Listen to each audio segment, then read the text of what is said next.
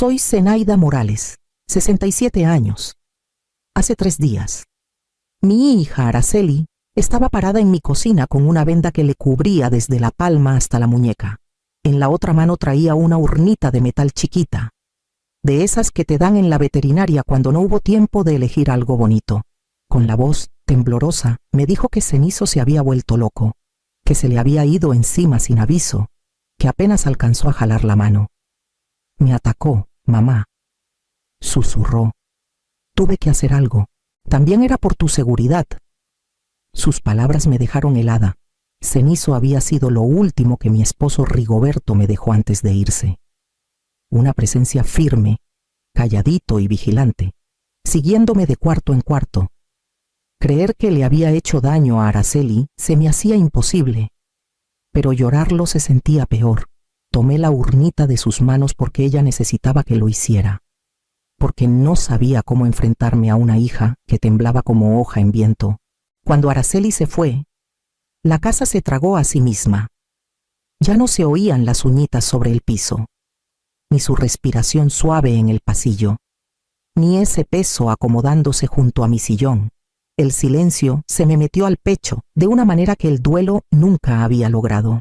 Intenté mantenerme ocupada lavando trastes que ya estaban limpios, acomodando cojines que no lo necesitaban, pero la quietud me seguía como sombra.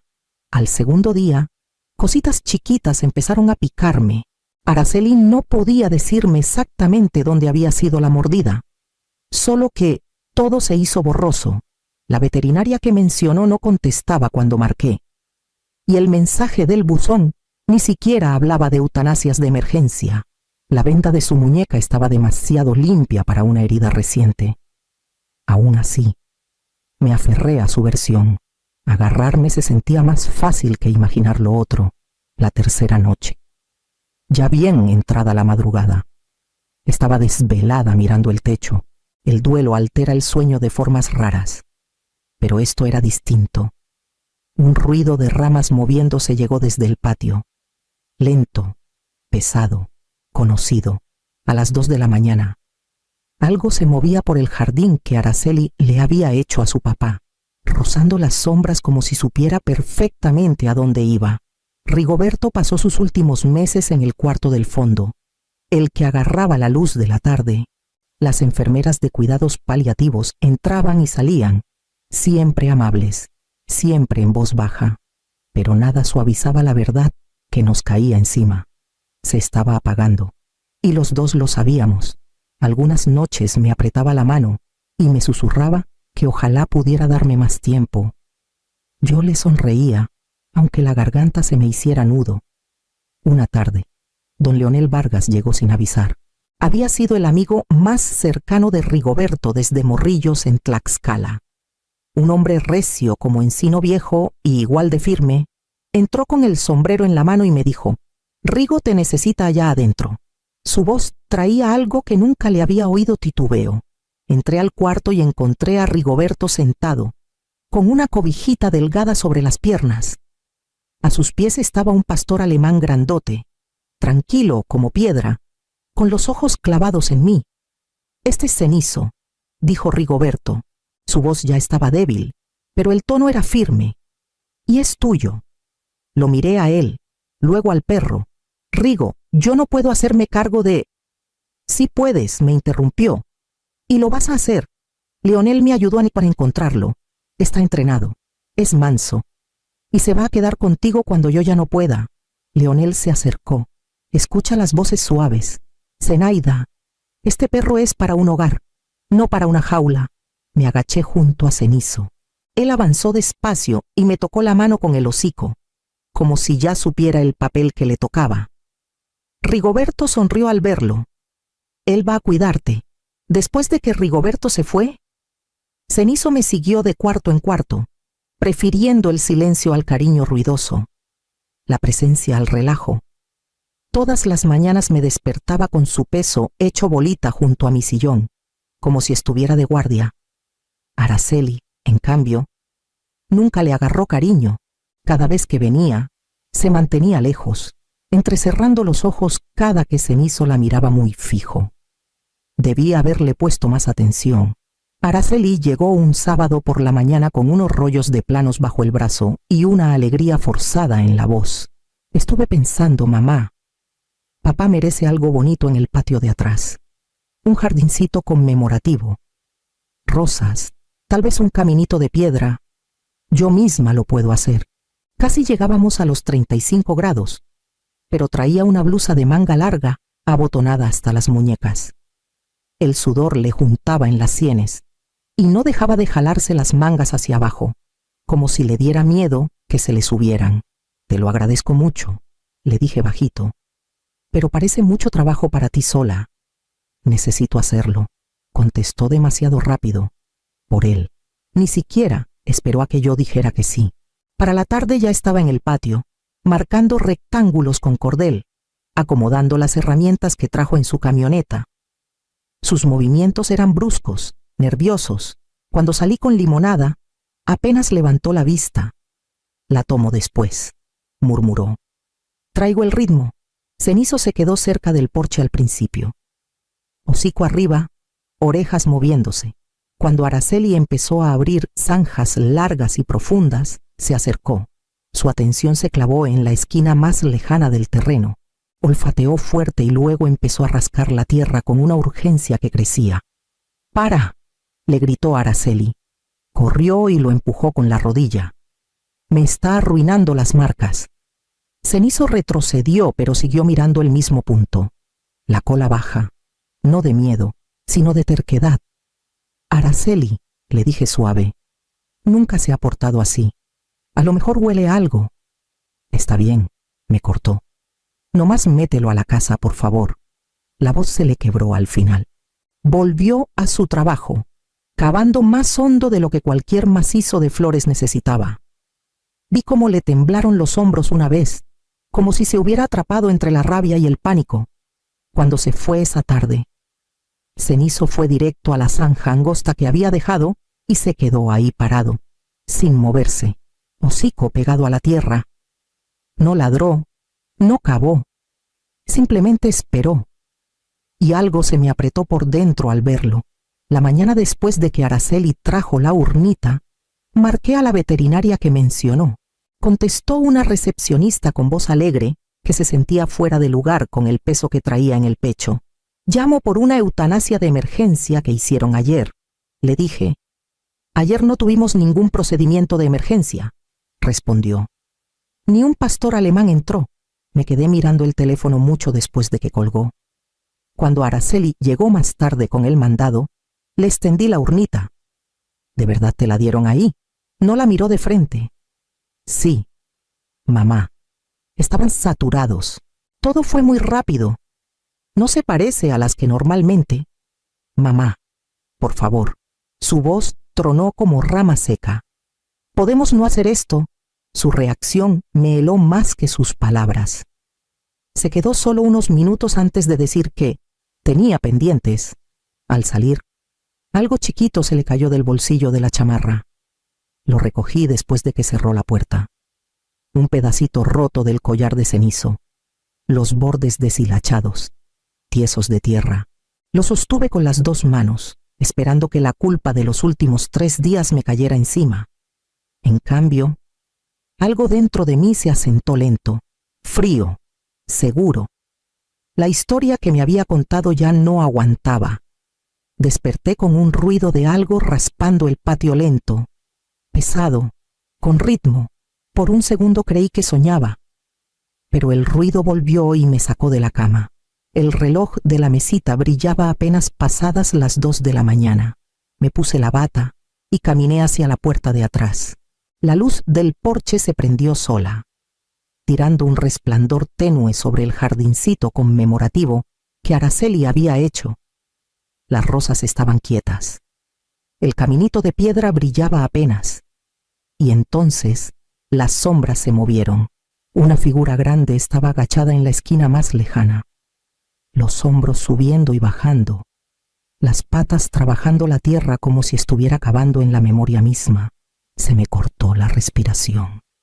Cenizo levantó la cabeza, el pelo lleno de lodo, las orejas rasgadas en los bordes.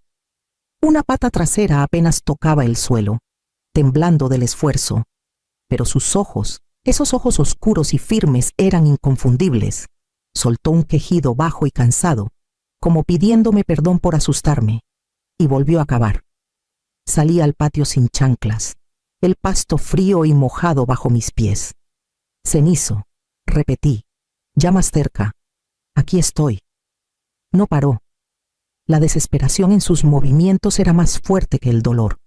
Cavaba como si algo bajo la tierra lo estuviera llamando de regreso. Me arrodillé junto a él. Déjame ayudarte. Mis dedos se hundieron en la tierra junto a sus patas. Estaba más suelta de lo que esperaba. Recién removida, trabajamos en silencio cenizo, rascando capas que seguramente ya había rascado una vez, y yo quitando los terrones que empujaba. Cada respiración suya sonaba ronca. Su cuerpo temblaba de cansancio. Unos centímetros más abajo, mi mano chocó con algo duro. No era raíz, no era piedra, un borde plano y frío. Cenizo se quedó quieto, pegando el hocico al mismo lugar.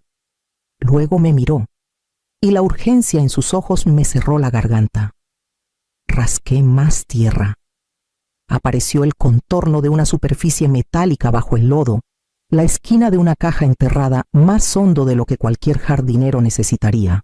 Cenizo me dio un empujoncito con el hocico, apurándome.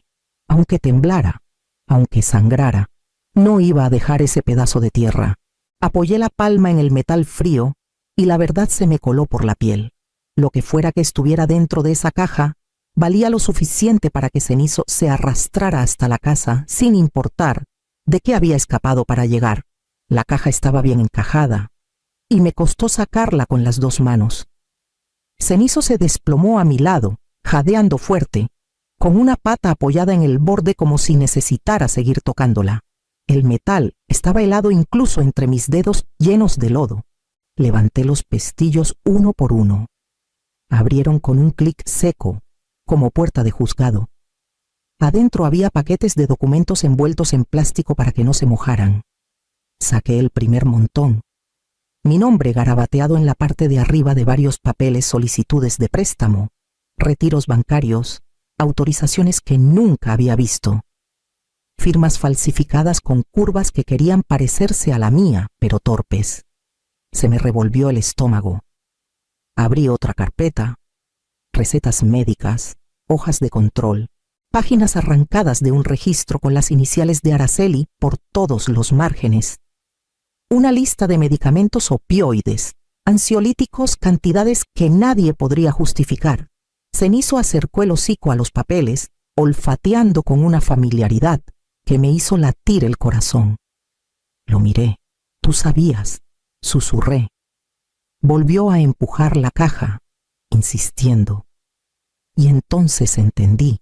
Leonel alguna vez me había contado que Cenizo estaba entrenado para detectar sustancias específicas, que había trabajado en casos de narcomenudeo antes de retirarse.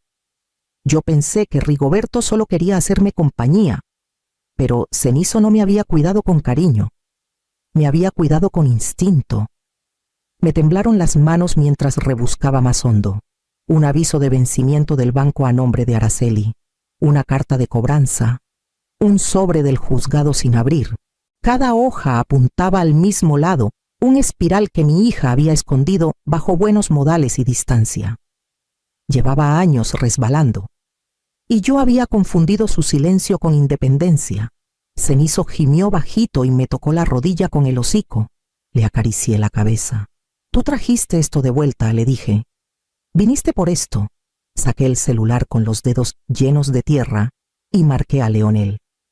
Sonó 2 veces antes de que contestara, con voz pastosa de sueño. Zenaida, ¿qué pasó? Cenizo está vivo, le dije. Y encontré algo en el jardín. Te necesito aquí. Leonel no pidió explicaciones. Ya voy para allá. Cerré la caja y la apreté contra mi pecho, su peso acomodándose entre mis costillas. Cenizo apoyó la cabeza en mi hombro, agotado, pero firme. Volví a mirar los documentos, la letra falsificada, los números desesperados, la sarta de consecuencias que Araceli había intentado enterrar. Leonel llegó en menos de 15 minutos, el pelo revuelto, todavía con la ropa con que se había dormido. Cuando vio a Cenizo echado junto a mí, se detuvo en seco. Sabía que intentaría llegar a casa, murmuró Leonel, agachándose para revisar las heridas del perro. Rigoberto siempre decía que este perro tenía más lealtad que la mayoría de los hombres. Le extendí la caja metálica. Esto estaba enterrado en el jardín. Araceli lo puso ahí. Leonel soltó el aire despacio. Un suspiro que traía meses de verdades guardadas. Rigoberto vino conmigo antes de que se pusiera muy mal, dijo. Estaba preocupado. El matrimonio de Araceli, sus problemas de dinero, las cosas que no les contaba a ninguno de los dos. Me pidió que la vigilara. ¿Sospechabas algo tan gordo? Él sí, respondió Leonel. Decía que Araceli se estaba resbalando, que le recordaba a clientes que defendió en sus primeros años. El miedo vuelve locas a las personas. Se me cerró la garganta. ¿Y Cenizo? ¿Por qué él? Leonel puso una mano en el lomo del perro.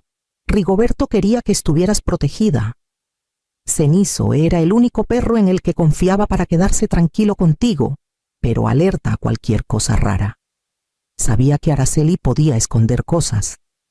Me dijo que Cenizo encontraría lo que ella intentara enterrar. Leonel sacó del bolsillo del abrigo un sobre sellado, ya un poquito amarillento en las orillas. Rigoberto me dejó esto. Quería que te lo diera si algún día llegaba el momento. Mis manos temblaron al abrirlo. La letra de Rigoberto, siempre clara, siempre cuidadosa, llenaba la hoja. Se disculpaba por lo que sospechaba, por dejarme sola con cargas que él hubiera querido levantar. Me pedía que me protegiera primero a mí, después a Araceli, y que confiara plenamente en Leonel. Decía que Cenizo me guiaría cuando él ya no pudiera. Cuando terminé de leer, las lágrimas ya habían empapado la esquina de abajo. Leonel me puso una mano firme en la espalda, esperando mientras me secaba la cara. Yo me encargo de lo que viene, dije, con voz más bajita que antes, pero firme de otra manera. Leonel asintió. Entonces empezamos diciendo la verdad. Para el domingo por la mañana, la caja metálica estaba guardada con llave en el cajón de mi cuarto, y Cenizo dormía junto a mi cama, demasiado débil para seguirme, pero sin querer perderme de vista. Leonel estaba en la cocina, brazos cruzados. No puedes enfrentar a Araceli sola, dijo. Déjame hablar a mí, negué con la cabeza. Es mi hija. Necesita oír mi voz, no la tuya. Puede reaccionar mal, advirtió. El miedo hace impredecible a la gente. Lo sé, respondí bajito. Por eso tengo que estar tranquila cuando llegue. Marqué a Araceli antes de que se me quitara el valor. Contestó al segundo timbrazo. Mamá, ¿todo bien? Estaba pensando en hacer cena esta noche, le dije, acomodando el tono. Nomás nosotras dos. Ha sido una semana pesada. Un silencio. Esta noche yo... Sí, puedo ir. Cuando llegó, me obligué a recibirla con el mismo cariño de siempre. Se veía inquieta, los ojos saltando por toda la casa mientras dejaba la bolsa en la mesa. «Te ves cansada», le dije. «Nada más el trabajo», murmuró, jalándose otra vez las mangas. La cena se sentía frágil, como si una palabra mal puesta pudiera romper todo. La vi cortar su pollo, las manos temblándole un poquito.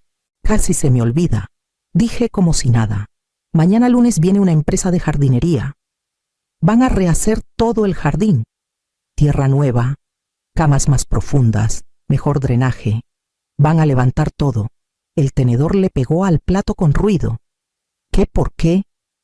La voz se le quebró en la última palabra. «Quiero agrandarlo». Seguí. «A tu papá le gustaban los espacios amplios. Se siente correcto». Araceli tragó saliva con fuerza y empujó la silla hacia atrás. «Deberías cancelar». «Ya di el enganche. Empiezan a las 8». Se levantó de golpe. «Me tengo que ir. No alcanzo el postre. Se me presentó algo». La dejé ir. Leonel salió del pasillo cuando se cerró la puerta. «Está en pánico», dijo. «Va a volver esta noche». Asentí. con el pecho apretado, ya fuera para huir o para confesar. La verdad llegaría con ella. La casa se quedó en silencio después del atardecer. Leonel esperaba en el pasillo, hablando bajito por radio mientras carros sin placas se acomodaban en la calle. Cenizo dormía a mis pies, todavía sanando, pero lo bastante alerta para levantar la cabeza cada que pasaba un coche. Cerca de las 2 de la mañana, se oyó un ruidito metálico por la ventana abierta, el portón lateral abriéndose despacio. Leonel se acercó a la puerta de atrás y asintió una vez. Ya está aquí. Lo seguía al porche. Nos quedamos entre las sombras mientras Araceli cruzaba el patio con una pala abrazada al pecho. El pelo recogido, la respiración cortada. Fue directo a la esquina del jardín. Se hincó y empezó a cavar. Fuerte, desesperada. La tierra volaba en ráfagas rápidas y nerviosas, cayendo sobre sus zapatos. Araceli, susurré. Se quedó helada. Levantó la cabeza de golpe, los ojos desorbitados, pero no bajó la pala. Mamá, se suponía que ibas a cancelar a esa gente. Te dije que cancelaras. Leonel dio un paso adelante. Araceli Morales, deja de cavar y suelta la pala. No, escupió. Tú no tienes por qué estar aquí. Tú no sabes nada. Araceli, por favor, le dije. Solo háblame. Siguió cavando, las manos temblándole tanto que la pala se le resbaló 2 veces. Lo voy a arreglar. Solo necesito la caja. Cuando la tenga, todo va a estar bien. 2 policías se acercaron. La respiración de Araceli se quebró en un sollozo fuerte. Me corrieron, dijo. Hace meses tomé muestras, solo unas poquitas, para venderlas y pagar cuentas. Luego se puso peor. El hombre que me las compró me amenazó con denunciarme si no le pagaba. Necesitaba dinero. Necesitaba salir. Ahora rascaba la tierra con las manos desnudas. Enterré los papeles aquí, porque era el único lugar donde él no buscaría. Pensé que así ganaba tiempo. Di un paso adelante. Leonel levantó el brazo, pero lo pasé. Araceli, le dije, mírame, por fin lo hizo. La cara se le deshizo. El dolor y el miedo chocando uno contra otro. No supe qué más hacer, mamá. Me estaba ahogando. Y luego Cenizo no dejaba de olfatear, de rascar. Pensé que iba a descubrir todo. Me entró el pánico. Los policías se acercaron con suavidad, hablando bajito. Araceli no se resistió. Solo se dejó caer hacia adelante, agotada, como si la verdad misma le hubiera quitado las fuerzas. Le toqué el hombro. Se encogió al principio. Luego se quedó quieta bajo mi mano. Me quedé junto a ella mientras se la llevaban. Sus sollozos alejándose en la noche, flotando en el mismo aire que había traído a Cenizo de regreso.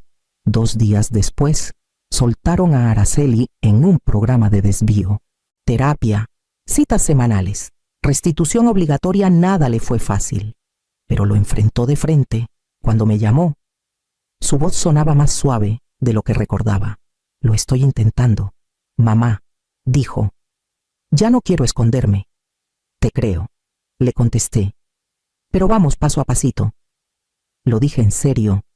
La apoyé, pero mantuve nuestras pláticas firmes y sencillas, sin rescatarla, sin pretextos, solo la verdad, esa que habíamos evitado tanto tiempo. El jardín no sobrevivió a lo que pasó esa noche. Arrancé cada macizo que Araceli había hecho y empecé de nuevo con tierra fresca y un diseño más pequeño, algo real, algo que yo pudiera cuidar.